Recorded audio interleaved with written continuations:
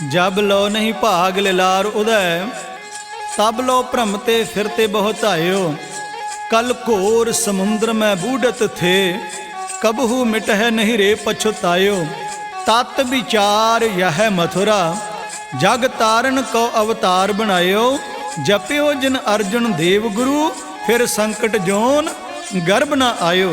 दीन दुनिया दे मालक पंचम सतगुरु, शहीदां दे सरताज साहिब सतगुरु श्री गुरु अर्जन देव साहब सच्चे पातशाह जी दी शहादत दा प्रसंग रिकॉर्ड कर लगे हैं सरदार हरजिंदर सिंह जी 93 डिजिटल स्टूडियो, जिसनों आप गुर शब्द बाणी चैनल राही सरवण कर सकोगे।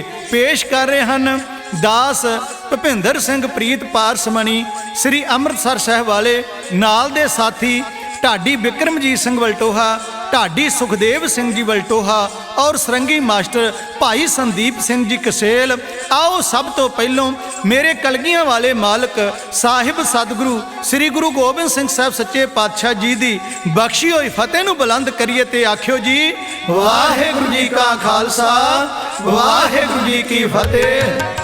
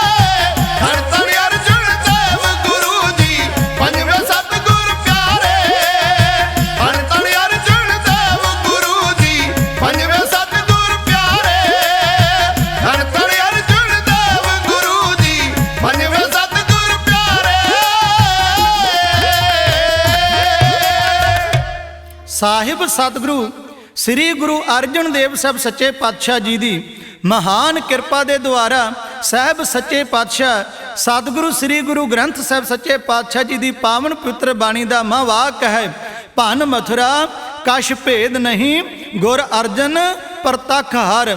ਗੁਰੂ ਅਰਜਨ ਪ੍ਰਤੱਖ ਪਰਮਾਤਮਾ ਦੇ ਮਹਾਨ ਪਰਉਪਕਾਰੀ ਜੀਵਨ ਦੇ ਵਿੱਚੋਂ ਬਹੁਤਾ ਕੁਝ ਕਹਿ ਨਹੀਂ ਸਕਦੇ।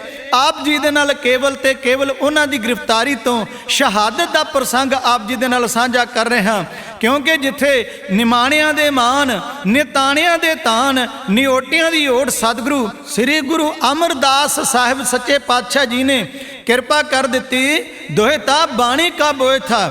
ਔਰ ਉੱਥੇ ਨਾਲ ਹੀ ਸਤਿਗੁਰੂ ਜੀ ਨੇ ਸਾਨੂੰ ਬਖਸ਼ਿਸ਼ ਕੀਤੀ ਹੈ ਕਿ ਤੈਂ ਜਨਮਤ ਗੁਰਮਤ ਬ੍ਰਹਮ ਪਛਾਣਿਓ, ਵੀ ਜਿਨ੍ਹਾਂ ਨੂੰ ਜਨਮ ਤੋਂ ਹੀ, ਪੈਦਾਇਸ਼ ਤੋਂ ਹੀ, ਧੁਰ ਦਰਗਾਹ ਤੋਂ ਹੀ ਉਸ ਪਾਰ ਬ੍ਰਹਮ ਦੀ ਪਛਾਣ ਹੈ, ਉਸ ਮਤ ਦੀ ਪਛਾਣ ਹੈ ਜਿਸ ਨੂੰ ਅਸੀਂ ਗੁਰਮਤ ਆਖਦੇ ਹਾਂ। ਸੋ ਸਾਹਿਬ ਜੀ ਨੇ ਕਿਰਪਾ ਕੀਤੀ, ਜਿੱਥੇ ਸੰਸਾਰ ਦਾ ਭਲਾ ਕਰਦਿਆਂ ਹੋਇਆਂ ਮੇਰੇ ਦਾਤਾਰ ਜੀ ਨੇ ਪਰਉਪਕਾਰ ਕੀਤੇ, ਸਰੋਵਰ ਬਣਾਏ, ਛੇਹਰਟਾ ਸਾਹਿਬ ਜੀ ਦੀ ਰਚਨਾ ਕੀਤੀ, ਅੰਮ੍ਰਿਤਸਰ ਸ਼ਹਿਰ ਦਾ ਵਿਸਥਾਰ ਕੀਤਾ, ਸ੍ਰੀ ਤਰਨ ਤਾਰਨ ਸਾਹਿਬ ਗੋਇੰਦਵਾਲ ਸਾਹਿਬ ਜੀ ਧਰਤੀ ਤੇ ਮਹਾਨ ਪਰਉਪਕਾਰ ਕਰਦਿਆਂ ਹੋਇਆਂ ਸਿੱਖ ਧਰਮ ਦੇ ਪ੍ਰਚਾਰ ਤੇ ਪ੍ਰਸਾਰ ਵਿੱਚ ਭਰਪੂਰ ਵਾਧਾ ਕੀਤਾ। ਜਿਹੜੀ ਗੁਰੂ ਅਮਰਦਾਸ ਸਾਹਿਬ ਸੱਚੇ ਪਾਤਸ਼ਾਹ ਜੀ ਦੇ ਵੇਲੇ ਪ੍ਰਚਾਰਕਾਂ ਦੀ ਗਿਣਤੀ, ਪ੍ਰਚਾਰਕ 22 ਮੰਜੀਆਂ ਥਾਪੀਆਂ ਸਨ, ਪੰਜਵੇਂ ਪਾਤਸ਼ਾਹ ਜੀ ਤੱਕ 52 ਪੀੜ੍ਹੇ ਜਾਂ 52 ਪੀੜ੍ਹੀਆਂ ਤੱਕ ਆਈ। ਸਮੁੱਚੇ ਸੰਸਾਰ ਭਰ ਵਿੱਚ ਸਿੱਖੀ ਦਾ ਪ੍ਰਚਾਰ ਤੇ ਪ੍ਰਸਾਰ ਦੇ ਵਿੱਚ ਵਾਧਾ ਹੋਇਆ। ਔਰ ਉਹਨਾਂ ਨੂੰ ਚੰਗਾ ਨਾ ਲੱਗਾ ਜਿਹਦੀ ਗੁਰੂ ਮਤ ਨੇ ਜੋਗ ਮਤ ਦੀਆਂ ਧੱਜੀਆਂ ਉਡਾ ਦਿੱਤੀਆਂ। ਉਹ ਜੋਗੀ ਫਿਰਕਾ ਵੀ ਆਇਆ, ਜੋਗ ਨਾ ਖਿੰਥਾ, ਜੋਗ ਨਾ ਡੰਡਾ, ਜੋਗ ਨਾ ਭਸਮ ਚੜਾਈਐ, ਜੋਗ ਨਾ ਮੁੰਦੀ ਮੂੰਡ ਮੰਡਾਈਐ, ਜੋਗ ਨਾ ਤਾੜੀ ਲਾਈਐ, ਅੰਜਨ ਮਾਹੇ ਨਿਰੰਜਨ ਰਹੀਐ, ਜੋਗ ਜੁਗ ਤੇ ਇਵ ਪਾਈਐ। ਜਿੱਥੇ ਦਾਤਾਰ ਜੀ ਨੇ ਜੋਗ ਮਤ ਦੀਆਂ ਧੱਜੀਆਂ ਉਡਾਈਆਂ, ਉੱਥੇ ਬ੍ਰਾਹਮਣਵਾਦ ਦੇ ਪਸਰ ਰਹਿ ਪਸਾਰੇ ਤੇ ਕੂੜ ਦੇ ਪ੍ਰਚਾਰ ਨੂੰ ਰੱਜ ਕੇ ਚੰਗੀ ਠੋਕਰ ਮਾਰੀ ਹੈ। ਜਿਹੜਾ ਵਰਨ ਵੰਡ ਹੈ ਉਸ ਨੂੰ ਚੈਲੰਜ ਕੀਤਾ। ਮੇਰੇ ਦਾਤਾਰ ਅੰਤਰਜਾਮੀ ਸਤਿਗੁਰੂ ਜੀ ਦਾ ਪਰਉਪਕਾਰੀ ਸੁਭਾਅ, ਨਾਨਕ ਨਾਮ ਚੜ੍ਹਦੀ ਕਲਾ, ਤੇਰੇ ਭਾਣੇ ਸਰਬੱਤ ਦੇ ਭਲੇ ਦਾ ਪ੍ਰਚਾਰ, ਇਹ ਉੱਚ ਜਾਤ ਅਭਿਮਾਨੀਆਂ ਨੂੰ ਚੰਗਾ ਨਾ ਲੱਗਾ। ਖਾਸ ਕਰਕੇ ਉਸ ਵਕਤ ਦੇ ਇਸਲਾਮ ਦੇ ਵੱਡੇ ਵੱਡੇ ਪੈਰੋਕਾਰ ਜਿਹੜੇ ਗੁਰੂ ਦਰਬਾਰ ਵਿੱਚ ਆਣ ਕੇ ਝੁਕਣ ਲੱਗੇ। ਇਸ ਕਹਾਣੀ ਨੂੰ, ਇਹਦਾ ਪਿਛੋਕੜ ਇੱਥੋਂ ਸ਼ੁਰੂ ਹੁੰਦਾ ਹੈ, ਜੋ ਖਾਸ ਕਰਕੇ ਕਹਿਣਾ ਜ਼ਰੂਰੀ ਬਣਦਾ ਹੈ। ਅਕਬਰ ਦੀ ਮੌਤ ਹੋ ਗਈ ਤੇ ਅਕਬਰ ਦਾ ਆਪਣਾ ਪੁੱਤਰ ਸ਼ਹਿਜ਼ਾਦਾ ਸਲੀਮ, ਜਿਹੜਾ ਕਿ ਸ਼ਰਾਬੀ ਤੇ ਅਯਾਸ਼ ਬਣ ਚੁੱਕਾ ਹੈ, ਉਸ ਨੂੰ ਨਜ਼ਰ ਅੰਦਾਜ਼ ਕਰਦਿਆਂ ਅਕਬਰ ਨੇ ਉਸ ਦੇ ਪੁੱਤਰ ਆਪਣੇ ਪੋਤਰੇ ਖੁਸਰੋ ਨੂੰ ਬਾਦਸ਼ਾਹਤ ਦੀ ਗੱਦੀ ਵਾਸਤੇ ਤਿਆਰ ਕਰ ਲਿਆ। ਪਰ ਜਦੋਂ ਪਤਾ ਲੱਗਾ ਸ਼ਹਿਜ਼ਾਦਾ ਸਲੀਮ ਨੂੰ ਕਿ ਮੇਰਾ ਹੱਕ ਮੇਰੇ ਪੁੱਤਰ ਖੁਸਰੋ ਨੂੰ ਦੇ ਦਿੱਤਾ ਜਾਏਗਾ, ਮੰਜੇ ਤੇ ਪਏ ਹੋਏ ਅਕਬਰ ਬਾਦਸ਼ਾਹ ਦੇ ਕੋਲ ਜਾ ਕੇ ਮੋਮੋ ਠਗਣੀਆਂ ਕਰਦੇ ਹੋਏ ਨੇ ਭਰਮ ਜਾਲ ਆਪਣੇ ਪਿਤਾ ਤੇ ਪਾ ਲਿਆ। ਪਲੰਗੇ ਤੇ ਬਿਰਾਜਮਾਨ ਅਕਬਰ ਨੇ ਸਾਹਮਣੇ ਪਈ ਹੋਈ ਤਲਵਾਰ ਉਹਦੇ ਗਾਤਰੇ ਗਲ ਪਵਾ ਦਿੱਤੀ। ਆਪਣਾ ਬਾਦਸ਼ਾਹੀ ਦਾ ਤਾਜ ਉਹਦੇ ਸਿਰ ਤੇ ਪਹਿਨਾ ਦਿੱਤਾ ਗਿਆ, ਬਾਦਸ਼ਾਹ ਦਾ ਐਲਾਨ ਕਰ ਦਿੱਤਾ ਗਿਆ ਔਰ ਜਹਾਂਗੀਰ ਨਾਮ ਰੱਖਿਆ ਗਿਆ। ਇਹ ਬਾਦਸ਼ਾਹ ਬਣ ਗਿਆ। ਅਕਬਰ ਦੀ ਮੌਤ ਹੋ ਗਈ ਅਕਤੂਬਰ ਮਹੀਨਾ 1605 ਈਸਵੀ। ਕਈ ਲੋਕ ਇਸ ਦੀ ਤਸਦੀਕ ਕਰਦੇ ਨੇ ਕਿ 12 ਅਕਤੂਬਰ ਵਾਲੇ ਦਿਨ ਸ਼ਹਿਜ਼ਾਦਾ ਸਲੀਮ ਜਹਾਂਗੀਰ ਬਾਦਸ਼ਾਹ ਬਣਿਆ ਔਰ ਇਹਦੀ ਭਿਣਕ ਲੱਗੀ ਉਸ ਦੇ ਪੁੱਤਰ ਖੁਸਰੋ ਨੂੰ। ਉਹਨੂੰ ਪਤਾ ਲੱਗਾ ਮੇਰਾ ਹੱਕ ਖੋਇਆ ਗਿਆ, ਮੇਰਾ ਹੱਕ ਮਾਰਿਆ ਗਿਆ। ਉਸ ਨੇ ਸੂਫੀ ਫਕੀਰਾਂ ਦਾ ਸਹਾਰਾ ਲੈ ਕੇ ਬਗਾਵਤ ਕਰ ਦਿੱਤੀ। ਪਿਤਾ ਦੇ ਨਾਲ ਲੜ ਨਾ ਸਕਿਆ। ਉਮੀਦ ਸੀ ਪਿਤਾ ਸ਼ਰਾਬੀ ਅਯਾਸ਼ੀ ਹੈ, ਇਹਦੇ ਨਾਲ ਲੜ ਕੇ ਜਿੱਤ ਪ੍ਰਾਪਤ ਕਰ ਲਵਾਂਗਾ, ਤਾਕਤ ਹਾਸਲ ਕਰ ਲਵਾਂਗਾ, ਪਰ ਕਿਸਮਤ ਨੇ ਸਾਥ ਨਾ ਦਿੱਤਾ। ਆਗਰੇ ਤੋਂ ਚੱਲਿਆ ਦਿੱਲੀ, ਦਿੱਲੀ ਤੋਂ ਚੱਲਿਆ ਅੰਬਾਲਾ, ਅੰਬਾਲੇ ਤੋਂ ਚੱਲ ਕੇ ਪੰਜਾਬ ਦੀਆਂ ਹੱਦਾਂ ਦੇ ਵਿੱਚ ਆਇਆ।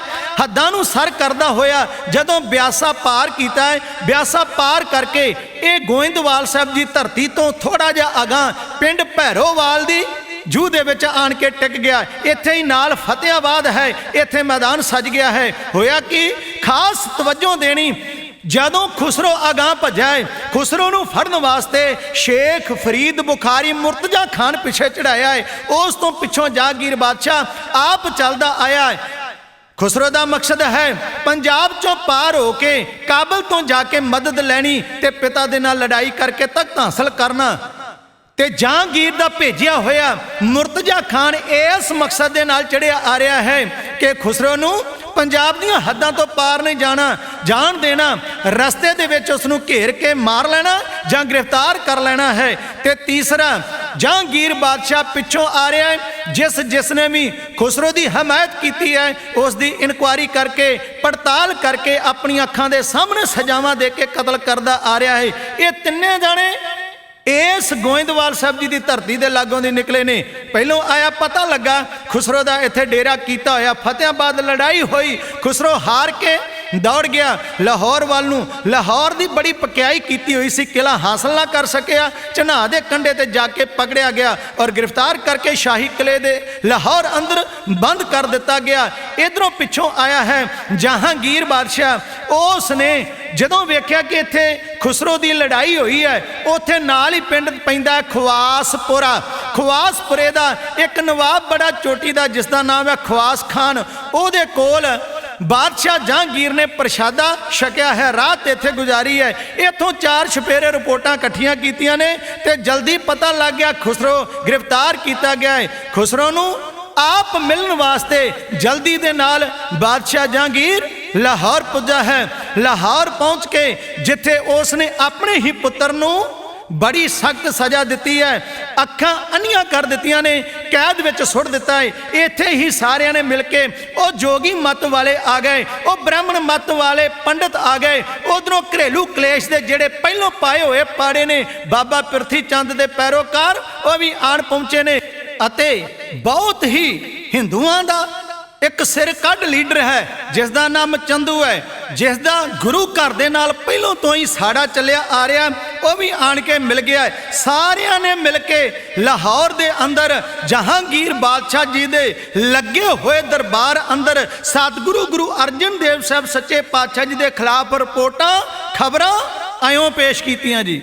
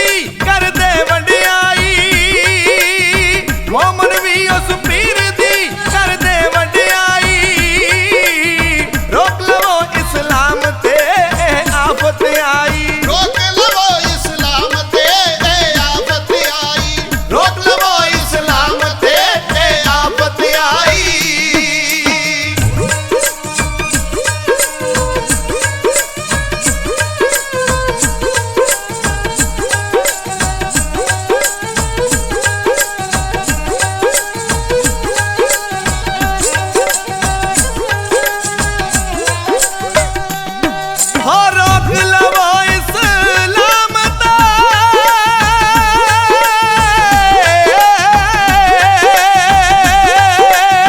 रोक लवो इस्लाम ते ए आफत आई। पारसमणी फड़ गुरु नू दिओ गल मुकाई। पारसमणी फड़ गुरु नू दिओ गल मुकाई। पारसमणी फड़ गुरु नू दिओ गल मुकाई। पारसमणी फड़ गुरु नू दिओ गल मुकाई।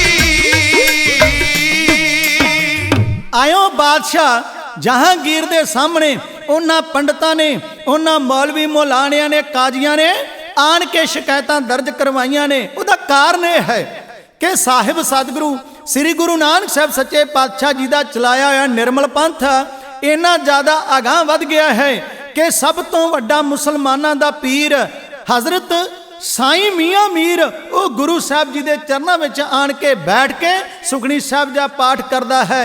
उधरों भाई बहलो जी वर्गे, भाई मंझ साहब जी वर्गे, भाई सालो जी वर्गे जेड़े पक्के पहलों सरवरीए सन, सखी सरवरियां दा पंथ छड्ड के वो गुरु घर दे सच्चे सिख ते प्रचारक बन गए।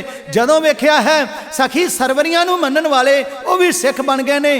ते जिथे साईं मियाँ मीर वर्गे महापुरुष ते पीर अखवाउण वाले इस्लाम दे पैरोकार जदों वो गुरु अर्जन साहब सच्चे पातशाह जी के चरणों में बैठ के श्री सुखनी साहब का पाठ करते हैं, इदों वध के इस्लाम नूं खतरा की हो सकता है।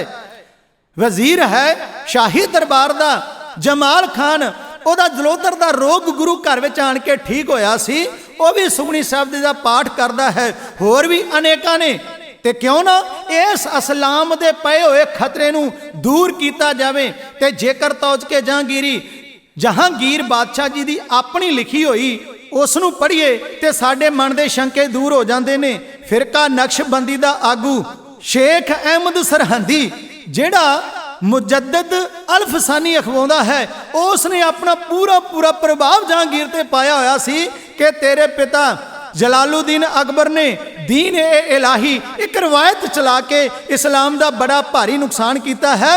तैनू बादशाह असीं तां मन के ऐलान करांगे जे तू ये मन्ने तू इस्लाम का सेवक होवेगा, इस्लाम के वाधे वास्ते जो असीं आखीए वो करेगा। ते इसने अपनी डायरी दे विच लिख दिता सी, ब्यासा दे किनारे गोइंदवाल की धरती ते आ चल रही 3-4 पीढ़ियां की दुकान जिसनों हिंदुआं दा पीर अर्जन मल चला रहा है। मैनू खुदा मौका बख्शे तो सब तो पहलों ये झूठ की दुकान बंद कर देंगा। उन्हें दुकाने बादल आख्या इस गुरु घर के दरबार नूं, जिहदे मन में पहलों तो ईरखा है उसनूं होर वाधे की की लोड़ सी। फिर सब तो वड्डी बलदी ते तेल पाउण वाली गल इन्हां मौलानियां ने यह कर दी कि खुसरो की हमायत करने वालियां नूं तू सजावां दित्तियां ने। ते आ गुरु अर्जन देव साहब जी ने भी खुसरो नूं हमायत की है, ये रोटी खवाई है, उस दे मत्थे ते तिलक लगाया है ते उहदे हक विच बादशाह दी दुआ की है। साध संगत जी हकीकत है जेकर गुरु अर्जन देव साहब सच्चे पातशाह जी दे नाल खुसरो की मुलाकात हो जाती, खुसरो टेकदा मत्था, गुरु अर्जन साहब सच्चे पातशाह बादशाह दी उन्होंने असीस दे देंदे ते सच जानियो उन्हें इस मुल्क का बादशाह जरूर बन जाना सी। पर सतगुरु गुरु अर्जन देव साहब सच्चे पातशाह गोइंदवाल विच मौजूद नहीं। जेकर किसी ने खास पक्ष विचार दा लेना होवे ते गोइंदवाल साहब ते तरन तारण साहब की आपसी दूरी केवल 22 किलोमीटर की बनती है। तो वेख लीए कि गोइंदवाल तो पार होके भैरोवाल का पिंड किन्ना को है, जिथे जाके एक भजन वाला खुसरो ते उन्होंने फड़न वाला मुर्तजा खान इकट्ठे हो जाते हैं। तो फड़न वाला किन्ना नेड़े पहुँच रहा सी। इन्ना खुसरो दे कोल वक्त नहीं कि वो अपनी जान की हिफाजत नूं छड्ड के ते उत्थे लंगरां दे विचों रोटियां खांदा फिरे। वो तो विपता दा मारिया इन्नी तेजी नाल चल रहा है कि मैं फड़िया ना जावां, मैनू गिरफ्तार ना कर लिया जाए, मैं जल्दी तो जल्दी पंजाब दी हद्दां नूं पार करके निकल जावां। ते इस मकसद दे नाल वो जल्दी दे नाल दौड़िया सी। खैर ये सारा झूठ का पुलंदा मुकदमा इस वास्ते तैयार कर दिता गया कि गुरु अर्जन देव साहब की गिरफ्तारी निश्चित और पक्के तौर पर हो सके। इयों बादशाह जहांगीर ने सारियां दियां गल्लां सुन तो बाद जो गुरु अर्जन देव साहब सच्चे पातशाह जी के खिलाफ एक हुक्म सुनाया उस नूं कबियत शांतरा ढाडी जत्था इयों बेनती कर दे।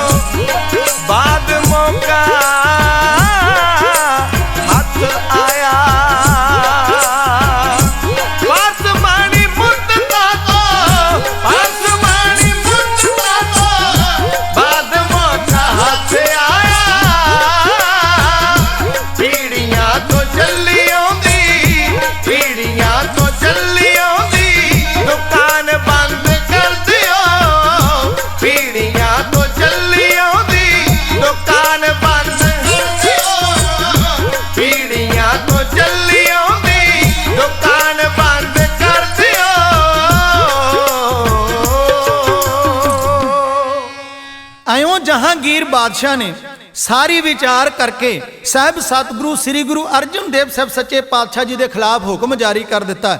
ਜੇਕਰ ਗੁਰੂ ਅਰਜਨ ਦੇਵ ਸਾਹਿਬ ਸੱਚੇ ਪਾਤਸ਼ਾਹ ਜੀ ਦੀ ਕੋਈ ਗਲਤੀ, ਕੋਈ ਦੋਸ਼ ਪਾਇਆ ਜਾਂਦਾ ਤੇ ਸੁਣਵਾਈ ਦੇ ਵਿੱਚ ਇੱਕ ਪੱਖ ਗੁਰੂ ਅਰਜਨ ਸਾਹਿਬ ਸੱਚੇ ਪਾਤਸ਼ਾਹ ਵੱਲੋਂ ਵੀ ਪੇਸ਼ ਕੀਤਾ ਜਾ ਸਕਦਾ ਸੀ, ਪਰ ਹੋਇਆ ਕੁਝ ਨਹੀਂ।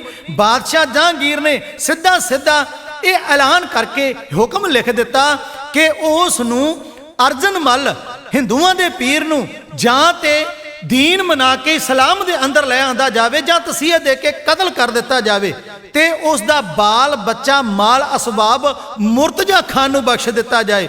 ਇਹ ਹੁਕਮ ਲਿਖ ਦਿੱਤਾ। ਸਾਹਿਬ ਪਾਤਸ਼ਾਹ ਜੀ ਦੀ ਗ੍ਰਿਫਤਾਰੀ ਦੇ ਐਦੀਏ ਤਿਆਰ ਹੋਏ ਨੇ, ਉਹ ਪਹੁੰਚੇ ਨੇ ਮੰਜ਼ਲਾਂ ਮਾਰਦੇ ਹੋਏ ਸ੍ਰੀ ਗੋਇੰਦਵਾਲ ਸਾਹਿਬ ਜੀ ਦੀ ਧਰਤੀ ਤੇ। ਸਾਹਿਬ ਸਤਿਗੁਰੂ ਸ੍ਰੀ ਗੁਰੂ ਅਰਜਨ ਦੇਵ ਸਾਹਿਬ ਸੱਚੇ ਪਾਤਸ਼ਾਹ ਜੀ ਨੂੰ ਭਲੀ ਭਾਂਤ ਪਤਾ ਸੀ। ਜਾਣੀ ਜਾਣ ਸਤਿਗੁਰੂ ਜੀ ਨੇ ਸੰਗਤਾਂ ਨੂੰ ਕੋਲ ਬੁਲਾਇਆ ਕਿ ਸਾਡਾ ਸੀਸ ਲੱਗੇਗਾ, ਇਹ ਨੇਚਾ ਆਇਆ ਹੈ। ਦਾਤਾਰ ਅੰਤਰਜਾਮੀ ਸਤਿਗੁਰੂ ਜੀ ਨੇ ਪ੍ਰਾਗ ਦਾਸ ਜੀ ਨੂੰ ਭੇਜ ਕੇ ਸਾਹਿਬਜ਼ਾਦਾ ਸ੍ਰੀ ਹਰਗੋਬਿੰਦ ਸਾਹਿਬ ਜੀ ਨੂੰ ਕੋਲ ਬੁਲਾ ਕੇ ਸਾਰੀ ਸਮੱਗਰੀ ਲੈ ਆਂਦੀ ਗਈ ਔਰ ਦਾਤਾਰ ਜੀ ਨੇ ਫਰਮਾਇਆ, ਗੁਰੂ ਅਰਜਨ ਅਸਜੀਤ कराई, पैसे 5 नरेल मंगाई, बुढ़े को गुर कहा सुनाए, हरगोबिंद को तिलक लगाए।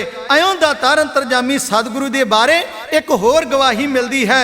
साहिब सरबत पासों विद्या होए टुरे, शगन अप शगन दिसन बुरे, सद हरगोबिंद नूं टिक्का दिता, घर ते विद्या पे साज चलन दा किता। ये गवाही मिलती है कि दातार अंतरजामी सतगुरु पंचम सतगुरु जी ने 5 प्याले 5 पीर छठा पीर बैठा, गुर भारी अर्जन काया पलट के मूर्त हरगोबिंद सवारी। साहिब सतगुरु श्री गुरु हरगोबिंद साहब सच्चे पातशाह जी नूं गुरता गद्दी बख्शिश करके ऐदियां दे नाल चल पए ने मेरे गुरदेव सच्चे पातशाह सदा वास्ते लाहौर नूं पहुंचे ने। लाहौर पहुंच के शाही दरबार दे विच गुरदेव सच्चे पातशाह जी नूं जिवें गिरफ्तार कीते मुजरिम पेश किए जाते हैं उवें पेश किया है। सामने बैठा है नूरोद्दीन मुहम्मद जहांगीर, शहजादा सलीम बादशाह बनया होया। गुरु अर्जन देव साहब सच्चे पातशाह जी नूं आन के कहता है, तुहाडे खिलाफ साडे कोल बड़ियां भारी शिकायतां आईयां ने। एक जिहड़ा तुसीं ग्रंथ बनाया है उस दे विच इस्लाम दी तौहीन की गई है, ते दूसरा बागी खुसरो दी तुसीं मदद की है, उस दी हमायत की है। ते असीं चाहुंदे हां कि तुसीं बागी खुसरो दी हमायत करन दा 2 लाख रुपया जुर्माना भर दिओ ते अपने इस बनाए ग्रंथ विच मुहम्मद साहब दी तारीफ लिख दिओ ते तुहानूं आज़ादी दे दित्ती जा सकदी है। ते तीसरा, जेकर ये गल्लां प्रवान नहीं ते तुसी इस्लाम खुद प्रवान कर लवो तां भी ये गुनाह बख्शे जा सकते ने। ये सारियां ही गल्लां नूं सुन के साहिब सतगुरु श्री गुरु अर्जन देव साहब सच्चे पातशाह जी ने बादशाह नूं मुखातब हो के उस दे सवालों का जवाब कुछ इउं दिता जी।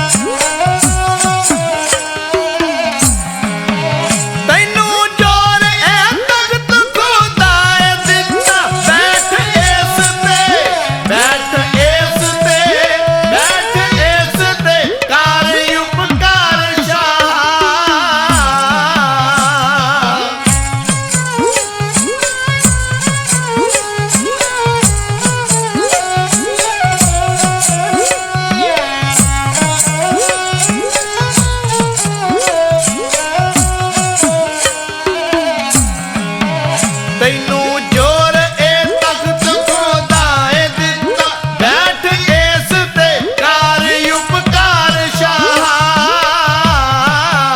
ਪਾਰਸ ਮਣੀ ਦੀ ਪੱਲਾ ਨਾ ਫੜੇ ਕੋਈ ਲੇਖਾ ਮੰਗਦਾ ਜਦੋਂ ਕਰਤਾਰ ਸ਼ਾਹ ਲੇਖਾ ਮੰਗਦਾ ਜਦੋਂ ਕਰਤਾਰ ਸ਼ਾਹ ਲੇਖਾ ਮੰਗਦਾ ਜਦੋਂ ਕਰਤਾਰ ਸ਼ਾਹ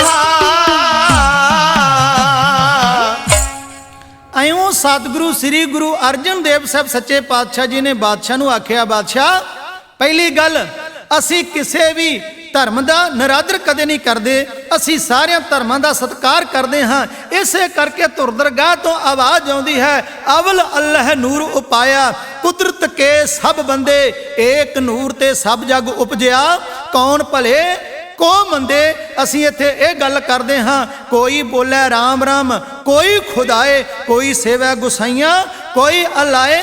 ਇਹ ਤਾਂ ਤੇਰੇ ਬਾਪ ਪਹਿਲੋਂ ਅਕਬਰ ਬਾਦਸ਼ਾਹ ਨੇ ਆਪਣੀ ਤਸੱਲੀ ਕਰ ਲਈ ਸੀ, ਤੇ ਜਿਹੜਾ ਤੇਰੇ ਪਿਤਾ ਬਾਦਸ਼ਾਹ ਦੇ ਵੱਲੋਂ ਮੁਕੱਦਮਾ ਖਾਰਜ ਕੀਤਾ ਗਿਆ ਹੈ ਉਸ ਦੇ ਫੈਸਲੇ ਨੂੰ ਰੱਦ ਕਰਕੇ ਤੂੰ ਇਸ ਦੀ ਦੁਬਾਰਾ ਪੈਰਵਾਈ ਨਹੀਂ ਕਰ ਸਕਦਾ। ਤੇ ਦੂਜੀ ਗੱਲ, ਇਹ ਬਾਣੀ ਧੁਰਦਰਗਾਹ ਦੀ ਹੈ ਬਾਦਸ਼ਾਹ, ਇਹ ਹੈ ਬਾਣੀ ਧੁਰ ਕੀ ਬਾਣੀ ਆਈ ਤਿਨ ਸਗਲੀ ਚਿੰਤ ਮਿਟਾਈ। ਇਹ ਧੁਰਦਰਗਾਹ ਤੋਂ ਆਈ ਬਾਣੀ ਵਾਹੋ ਵਾਹੋ ਬਾਣੀ ਨਿਰੰਕਾਰ ਹੈ, ਤਿਸ ਜੇਵੜ ਅਵਰ ਨਾ ਕੋਏ। ਇਹਦੇ ਵਿੱਚ ਇੱਕ ਵੀ ਅੱਖਰ ਕੱਢਿਆ ਨਹੀਂ ਜਾ ਸਕਦਾ, ਇੱਕ ਵੀ ਅੱਖਰ ਪਾਇਆ ਨਹੀਂ ਜਾ ਸਕਦਾ, ਕੋਈ ਕੰਨਾ ਬਿੰਦੀ ਸਿਹਾਰੀ ਬਿਹਾਰੀ ਔਂਕੜ ਤੋਂ ਲੈਂਕੜ ਕੋਈ ਵਾਧ ਘਾਟ ਨਹੀਂ ਕੀਤੀ ਜਾ ਸਕਦੀ। ਇਹ ਬਿਲਕੁਲ ਸੰਪੂਰਨ ਹੋ ਚੁੱਕੀ ਹੈ।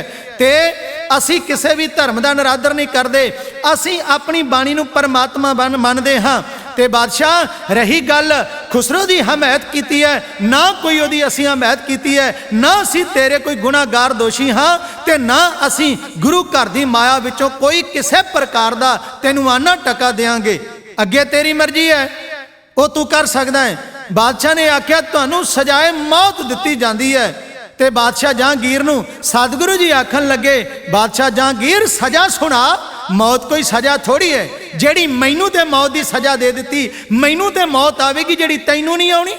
ਇਹ ਤੇ ਮੌਤ ਅਟਲ ਸੱਚਾਈ ਹੈ, ਪਰਮਾਤਮਾ ਦਾ ਇਲਾਹੀ ਯੂਨੀਵਰਸਲ ਕਾਨੂੰਨ ਹੈ, ਜੋ ਜਨਮੇ ਤਿਸ ਸਰ ਪਰ ਮਰਨਾ ਕਿਰਤ ਪਿਆ ਸਿਰ ਸਾਹਾ ਹੈ। ਜਿਹੜਾ ਜਨਮਿਆ ਉਸ ਦੀ ਮੌਤ ਜ਼ਰੂਰ ਹੋਵੇਗੀ। ਇਹਨਾਂ ਹੁਕਮ ਦੇ ਕੇ ਕਿ ਜਾਸਾ ਦੇ ਅਧੀਨ ਮੁਰਤਜ਼ਾ ਖਾਨ ਨੂੰ ਕਹਿ ਦਿੱਤਾ ਇਸ ਸੰਤ ਨੂੰ ਕਤਲ ਕਰ ਦਿਓ, ਤੇ ਆਪ ਕਸ਼ਮੀਰ ਦੀ ਸੈਰ ਕਰਨ ਵਾਸਤੇ ਲਾਹੌਰ ਨੂੰ ਸੁਣਿਆ ਛੱਡ ਕੇ ਆਪ ਇੱਥੋਂ ਰਵਾਨਾ ਹੋ ਗਿਆ ਹੈ। ਤੇ ਪਿੱਛੋਂ ਮੁਰਤਜ਼ਾ ਖਾਨ ਆਪ ਹੈ। ਚੰਦੂ ਦੀਵਾਨ ਦੀ ਵੀ ਗੱਲ ਕੀਤੀ ਜਾਂਦੀ ਹੈ। ਇਹਨਾਂ ਨੇ ਗੁਰਦੇਵ ਸੱਚੇ ਪਾਤਸ਼ਾਹ ਜੀ ਦੇ ਉੱਪਰ ਤਸੀਹਾਂ ਦੀ ਇੱਕ ਝੜੀ ਲਾ ਦਿੱਤੀ ਹੈ। ਇਤਿਹਾਸ ਗਵਾਹੀ ਭਰਦਾ ਹੈ, ਪਹਿਲੋਂ ਧੁੱਪ ਦੀ ਤਪਸ਼ ਵਿੱਚ ਰੱਖਿਆ ਗਿਆ, ਸਹਾਰ ਗਏ ਨੇ, ਤਤੀ ਰੇਤ ਦੇ ਵਿੱਚ ਰੱਖਿਆ, ਸਹਾਰ ਗਏ ਨੇ। ਉਸ ਤੋਂ ਉਪਰੰਤ ਪਾਪੀਆਂ ਨੇ ਇਸ ਅੱਗ ਨੂੰ ਹੋਰ ਤਪਾਉਣਾ ਚਾਹਿਆ, ਫਿਰ ਇੱਕ ਤਤੀ ਤਵੀ ਮੰਗਾਈ ਹੈ, ਇੱਕ ਲੋਹ ਮੰਗਾਈ ਹੈ, ਉਸ ਦੇ ਹੇਠਾਂ ਅੱਗ ਉਬਾਲ ਦਿੱਤੀ ਗਈ। ਗੁਰਦੇਵ ਸੱਚੇ ਪਾਤਸ਼ਾਹ ਜੀ ਨੂੰ ਪਹਿਲੋਂ ਦੇਗ ਵਿੱਚ ਵੀ ਰਿੰਨਿਆ ਗਿਆ ਹੈ, ਉਬਾਲਿਆ ਗਿਆ ਹੈ, ਫਿਰ ਤਤੀ ਤਵੀ ਤੇ ਬਿਠਾ ਦਿੱਤਾ ਗਿਆ ਹੈ। ਇਧਰੋਂ ਕਸ਼ਟ ਸਹਾਰ ਰਹੇ ਨੇ ਮੇਰੇ ਸਤਿਗੁਰੂ, ਪਰ ਪਰਮਾਤਮਾ ਦੇ ਭਾਣੇ ਅੰਦਰ ਬਿਨਾਂ ਕਿਸੇ ਉਜ਼ਰ ਤੋਂ, ਬਿਨਾਂ ਕਿਸੇ ਆਬਜੈਕਸ਼ਨ ਤੋਂ ਗੁਰਦੇਵ ਸੱਚੇ ਪਾਤਸ਼ਾਹ ਉਸ ਪਰਮਾਤਮਾ ਦੇ ਨਾਲ ਲਿਵ ਜੋੜ ਕੇ, ਸ਼ਬਦ ਦੇ ਨਾਲ ਸੁਰਤ ਜੋੜ ਕੇ ਬੈਠੇ ਹੋਏ ਹਨ। ਦਾਤਾਰ ਅੰਤਰਜਾਮੀ ਸਤਿਗੁਰੂ ਜੀ ਦੇ ਬਾਰੇ ਪਤਾ ਲੱਗਾ ਹੈ ਸਾਈਂ ਮੀਆਂ ਮੀਰ ਜੀ ਨੂੰ, ਤੇ ਦੌੜ ਕੇ ਜਲਦੀ ਦੇ ਨਾਲ ਆਇਆ ਹੈ। ਉਹਦੇ ਮਨ ਦੇ ਵਿੱਚ ਬੜੇ ਖਿਆਲ ਨੇ, ਉਹਦੇ ਮਨ ਦੇ ਵਿੱਚ ਵਲਵਲੇ ਨੇ ਕਿ ਗੁਰੂ ਅਰਜਨ ਸਾਹਿਬ ਸੱਚੇ ਪਾਤਸ਼ਾਹ ਜੀ ਦੀ ਰਿਹਾਈ ਬਾਰੇ ਉਹ ਸਿੱਧਾ ਜਹਾਂਗੀਰ ਬਾਦਸ਼ਾਹ ਦੇ ਨਾਲ ਆਪ ਕੋਈ ਗੱਲ ਕਰ ਲਵੇਗਾ। ਪਰ ਜਿੱਥੇ ਕਿਸੇ ਨੂੰ ਜਾਣ ਦੀ ਕੋਈ ਇਜਾਜ਼ਤ ਨਹੀਂ, ਪੂਰੇ ਲਾਹੌਰ ਅੰਦਰ ਸਖਤ ਤੇ ਕਰੜੇ ਪਹਿਰੇ ਲੱਗੇ ਹੋਏ ਨੇ, ਪਰ ਸਾਈਂ ਮੀਆਂ ਮੀਰ ਨੂੰ ਕੋਈ ਰੋਕਣ ਵਾਲਾ ਨਹੀਂ, ਕੋਈ ਟੋਕਣ ਵਾਲਾ ਨਹੀਂ, ਕਿਸੇ ਪਹਿਰੇਦਾਰ ਦੀ ਇੰਨੀ ਜ਼ਰੂਰਤ ਨਹੀਂ ਕਿ ਸਾਈਂ ਮੀਆਂ ਮੀਰ ਨੂੰ ਰੋਕ ਸਕੇ। ਇੱਕ ਤੇ ਬਾਦਸ਼ਾਹ ਦੇ ਨਾਲ ਸਿੱਧੀ ਗੱਲ ਹੈ, ਦੂਜਾ ਸਾਈਂ ਹੈ, ਪਤਾ ਨਹੀਂ ਕੀ ਅੱਗੋਂ ਕੁਝ ਕਹਿ ਦੇਵੇ, ਇਸ ਕਰਕੇ ਸਾਰਿਆਂ ਨੇ ਜਾਣ ਦਿੱਤਾ। ਤੇ ਮੇਰੇ ਗੁਰਦੇਵ ਸੱਚੇ ਪਾਤਸ਼ਾਹ ਜੀ ਦੇ ਦਰਸ਼ਨ ਕਰਕੇ ਸਾਈਂ ਤੋਂ ਰਿਆ ਨਾ ਗਿਆ। ਸਾਈਂ ਨੇ ਵੇਖਿਆ ਹੁਣ ਗੱਲਾਂ ਨਹੀਂ, ਹੁਣ ਸਾਰੀਆਂ ਗੱਲਾਂ ਤੋਂ ਗੱਲ ਪਰੇ ਜਾ ਚੁੱਕੀ ਹੈ। ਇੱਕ ਤਵੀ ਵੇਖੀ ਹੈ, ਉਬਲਦੀ ਦੇਗ ਵੇਖੀ ਹੈ। ਦਾਤਾਰ ਅੰਤਰਜਾਮੀ ਸਤਿਗੁਰੂ ਦੇ ਸੜੇ ਹੋਏ ਸਰੀਰ ਦੇ ਦਰਸ਼ਨ ਕਰਕੇ ਉਸ ਦੇ ਮਨ ਦੇ ਅੰਦਰੋਂ ਇੱਕ ਵਲਵਲਾ ਫਟਿਆ। ਉਹ ਇੱਕ ਤੱਤੀ ਤਵੀ ਨੂੰ ਸਵਾਲ ਆਖਦਾ, ਅੱਖਾਂ ਚੋਂ ਹੰਝੂ ਕੇਰਦਾ ਹੋਇਆ, ਸਾਈਂ ਮੀਰ ਜੋ ਕੁਝ ਕਹਿੰਦਾ ਹੈ ਉਸ ਨੂੰ ਕਵੀ ਦੇ ਖਿਆਲ ਉਡਾਰੀ ਰਾਹੀਂ ਢਾਡੀ ਜੱਥਾ ਆਇਓ ਬੇਨਤੀ ਕਰਦਾ ਹੈ।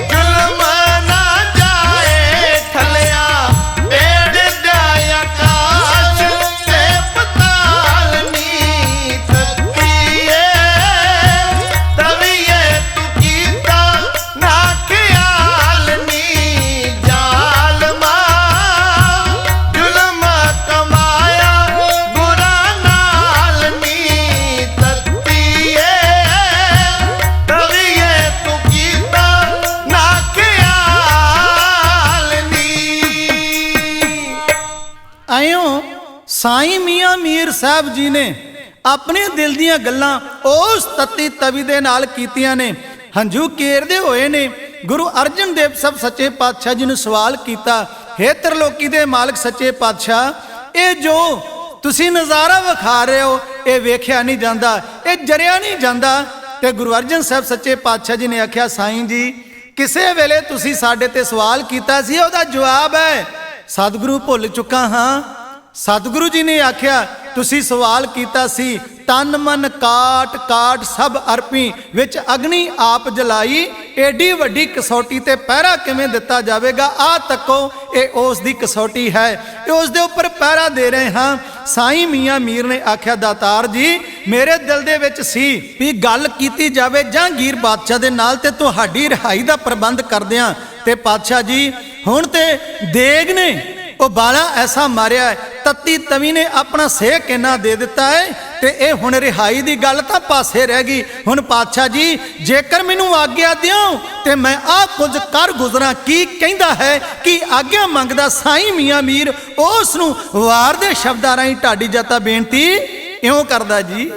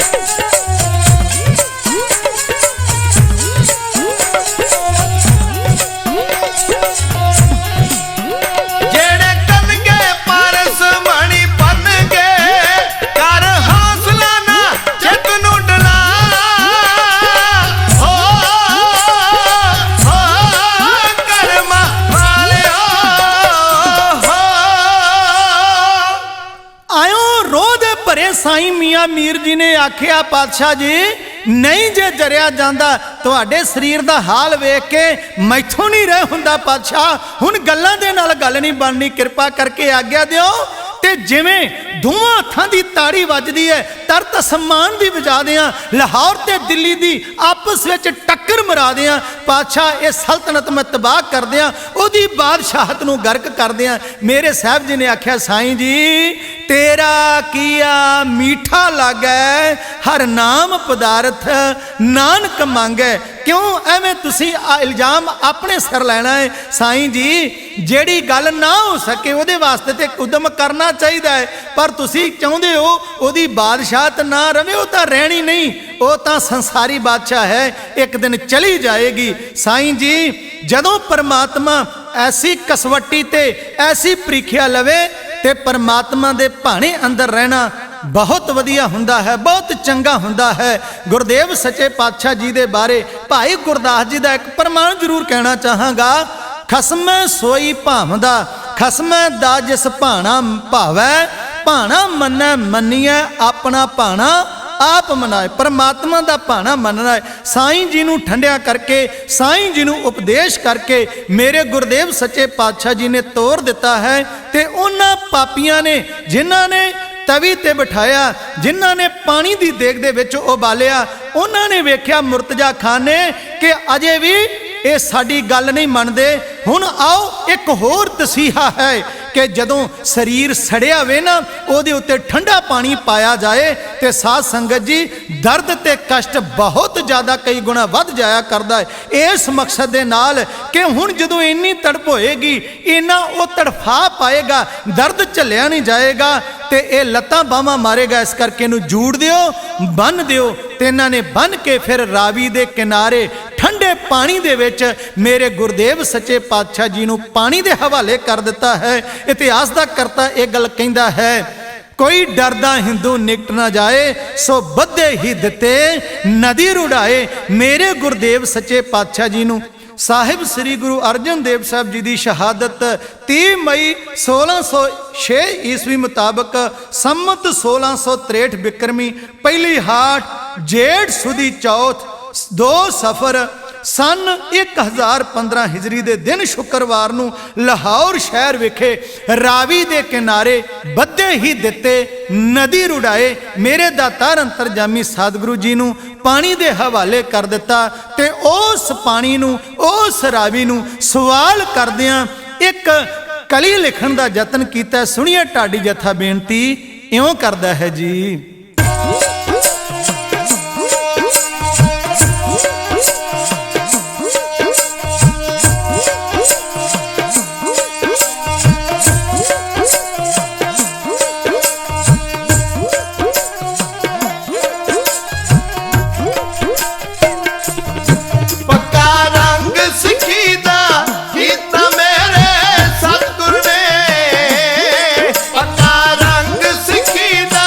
गीत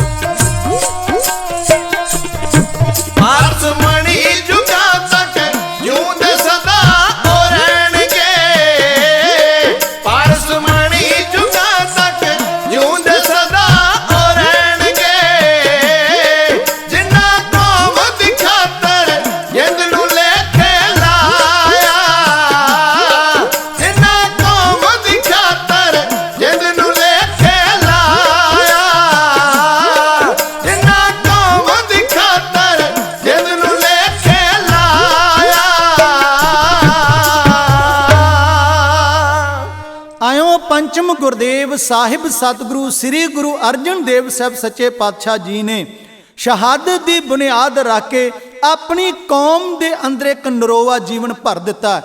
ਸੰਗਤ ਜੀ, ਮਨੁੱਖ ਨੂੰ ਜ਼ਿੰਦਗੀ ਦੇ ਵਿੱਚ ਜਿਉਣ ਵਾਸਤੇ 3 ਪ੍ਰਕਾਰ ਦੇ ਭੋਜਨ ਦੀ ਲੋੜ ਹੋਇਆ ਕਰਦੀ ਹੈ।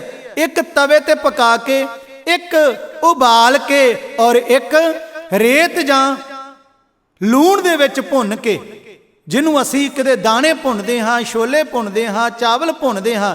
ਮੇਰੇ ਗੁਰਦੇਵ ਸੱਚੇ ਪਾਤਸ਼ਾਹ ਦੇਗ 'ਚ ਵੀ ਉਬਲੇ, ਤੱਤੀ ਤਵੀ ਤੇ ਵੀ ਪੱਕੇ, ਰੇਤ ਦੇ ਵਿੱਚ ਰਿਝੇ ਵੀ, ਰੇਤ ਦੇ ਵਿੱਚ ਰਿੰਨੇ ਵੀ ਗਏ। ਮੇਰੇ ਦਾਤਾਰ ਅੰਤਰਜਾਮੀ ਸਤਿਗੁਰੂ ਜੀ ਨੇ 3 ਪ੍ਰਕਾਰ ਦੇ ਭੋਜਨ ਹੰਢਾ ਕੇ ਮੇਰੇ ਗੁਰਦੇਵ ਸੱਚੇ ਪਾਤਸ਼ਾਹ ਨੇ ਅਧਿਆਤਮਕ ਪੱਖ ਦੇ ਇਸ ਨਿਰਮਲ ਪੰਥ ਦੀ ਅਗਵਾਈ ਕਰਦਿਆਂ ਸ਼ਹਾਦਤ ਦਾ ਜਾਮ ਪੀਤਾ ਹੈ। ਸਾਹਿਬ ਸਤਿਗੁਰੂ ਸ੍ਰੀ ਗੁਰੂ ਅਰਜਨ ਦੇਵ ਸਾਹਿਬ ਸੱਚੇ ਪਾਤਸ਼ਾਹ ਜੀ ਦੀ ਸ਼ਹਾਦਤ ਨੂੰ ਕੋਟਾਨ ਕੋਟ ਨਮਸਕਾਰ ਕਰਦਿਆਂ ਹੋਈਆਂ ਬੇਅੰਤ ਭੁੱਲਾਂ ਦੀ ਖਿਮਾ ਜਾਚਨਾ ਕਰਦਿਆਂ ਹੋਇਆਂ ਦਾਸ ਦੀਆਂ ਭੁੱਲਾਂ ਖਿਮਾ ਕਰਿਓ ਤੇ ਫਤਿਹ ਅਰਜ ਕਰਦਾ ਹਾਂ। ਸਾਥ ਦਿਓ ਤੇ ਆਖਿਓ ਜੀ ਵਾਹਿਗੁਰੂ ਜੀ ਕਾ ਖਾਲਸਾ, ਵਾਹਿਗੁਰੂ ਜੀ ਕੀ ਫਤਿਹ।